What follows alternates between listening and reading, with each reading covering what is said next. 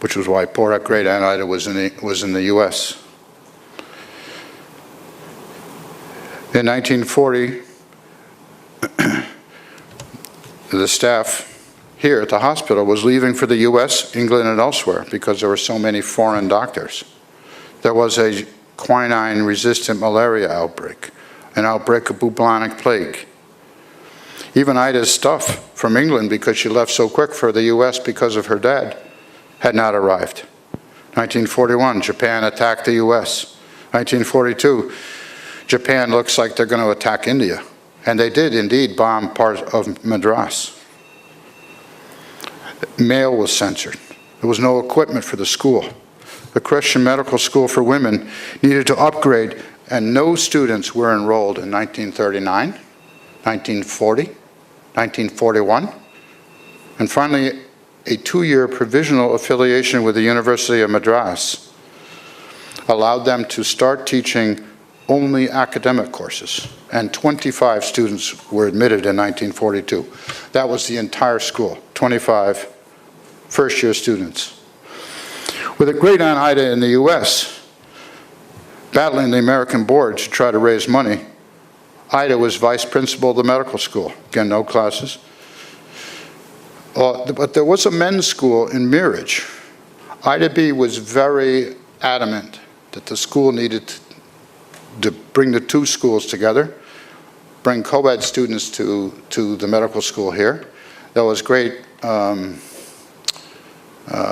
fighting with the various boards, because that meant that if we accept men to the medical school, everything is going to fall apart, and we're going to get away from our mission of educating women. But finally, in October 1945, the first university affiliation for clinical part of the medical course. And in 1947, the independence for India, Vellore CMC is now a co-educational medical school. That's the first year of men, 10 of them, and the school did not fall apart. The first Indian principal and director, Dr. Hilda Lazarus, took over. Ida B. was on furlough, went on furlough, and made a new baby, me. The focus back on radiology. While she was in the U.S., she was awarded the diploma of the American Board of Radiology. Patients were beginning to had overcome their fear of radiation. Remember the bomb in Hiroshima, the horrible events. But now the lack of equipment, and Ida B. had to turn away patients, willing patients this time. The early X-ray machines, I can't imagine handling radium and what all the dangers involved. 1951, Dr. Donald Patterson arrived, and he fled the communists in China, and he took over the radiology department. Ida B. continued to head the radiotherapy department. There were new techniques. Dr. A.B. Singh came and was her assistant. In 1958, the decision to go on furlough was a tough one. Aunt Ida was sick. Great Aunt Ida was sick. She had been hospitalized with a fracture and complications following that. Her role was largely ceremonial, but in the late 50s, right at the end of the decade, she was starting to have seizures and lose her memory. It was tough for great Aunt Ida. But she seemed to be getting better, so in May, Aunt Ida B. went on furlough. She needed to get back to the U.S., probably would have stayed, but she needed to get back for the release of the book, Dr. Ida by Dorothy Clark Wilson, because she knew that that would bring great awareness to CMC. My great Aunt Ida passed away on May 26, 1960. Ida B. was on her way back in Europe, and she would have come back, but why? To Ida B., dealing with cancer, she knew that death was a release from suffering, and great Aunt Ida had suffered. Death is sad for the survivors, but it's a relief from the suffering for the patient, for great Aunt Ida. So now she had to carry on alone. Dr. Patterson left in 1964. So now she was back dealing with both departments again, and she's 64 years old. But if anybody can do that, Ida B can. 2 new doctors from CMC signed on for the doctorate course, and they would eventually take over. In 1965, Ida B turned 65. It was always easy for us to figure out how old she was. That was one thing my grandfather did. So at 65, now remember I'm 71, at 65, Ida B could no longer teach in the medical school. And she did not want to hang on. But she had a legacy that she wanted to leave. She was given the job of consultant in the director's office in 1966. She sent in her letter of resignation, and CMC refused to accept it. People wanted her to stay on, as her aunt, the great-aunt Ida, had done. But she was not great-aunt Ida. Ida B wanted to pass the torch to Dr. Johnson and Dr. Singh. She wanted to teach them how to run and handle the radiology and radiotherapy departments. These are things that Ida B wanted to do before she left. This is her legacy, those 2 doctors. She wanted to develop postgraduate teaching programs. She wanted to see the completion of this building. She took a 2nd year as consultant to get those done, but she refused to be paid. Always her love of travel, she finally retired in 1937 and came back to us in the U.S. After many farewells, she said goodbye in late April 1967 and left CMC. She rested in her favorite place in Cody before beginning her new life's adventures, this time traveling back to the U.S. via the Middle East and Africa. So my friend, my aunt Ida B came home. I was 21. But soon she was off. Wanless Hospital in Mirage, the one who had the men's medical school, one of the oldest Christian medical schools, needed a qualified radiotherapist to set up a department. They had a new cobalt unit coming and no one to run it. Sounds familiar. Right back into the heat again. But the new language this time. They don't speak Tamil in Mirage. But it was a new world for women in India. The new hospital in Delhi now had women-only wards.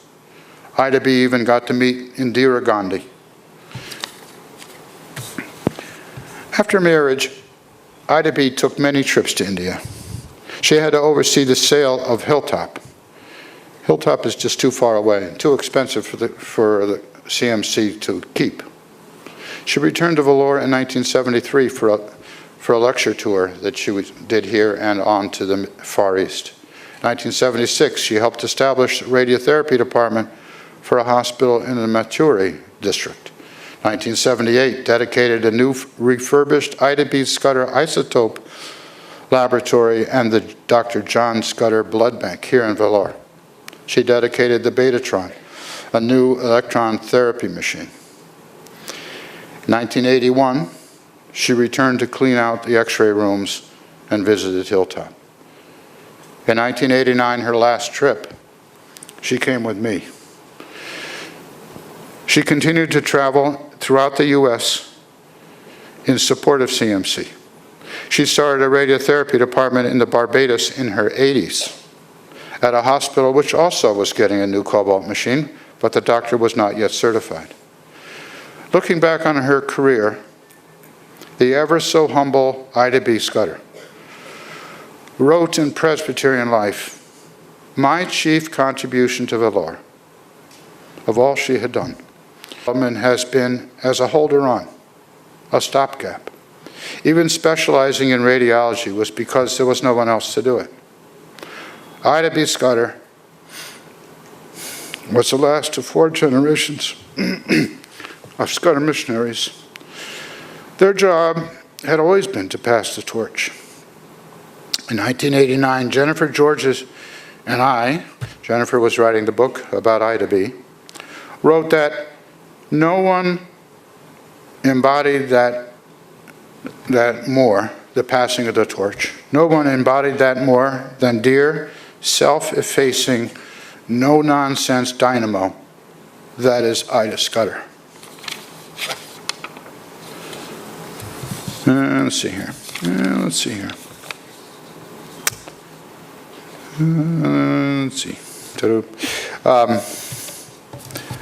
So, I realized that my life and work, my enthusiasm for life and work, has come from my Aunt Ida B. She taught me so much. She assured me that none of us have to be the very best.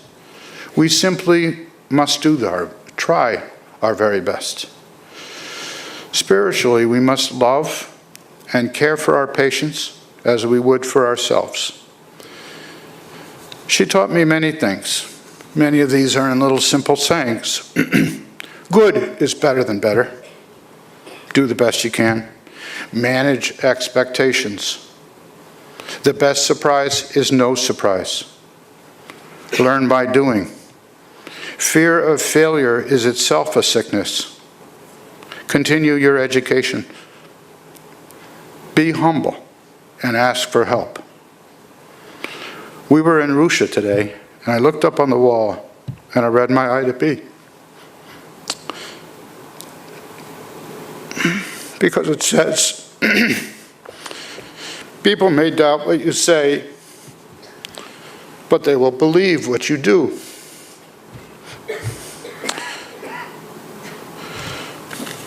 Another saying, of course, is put yourself in their shoes.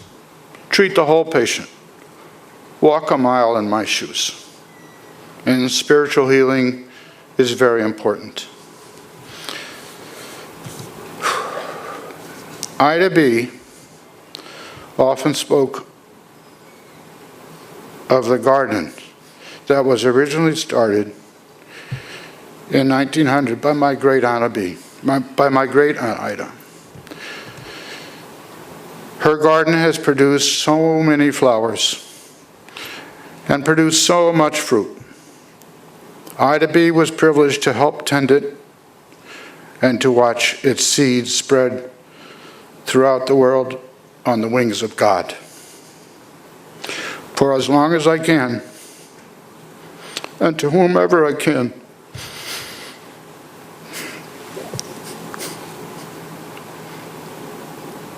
I will gratefully spread her teachings and her instructions for tending to our own little gardens. Thank you all, and may God continue to bless you all and this wonderful place.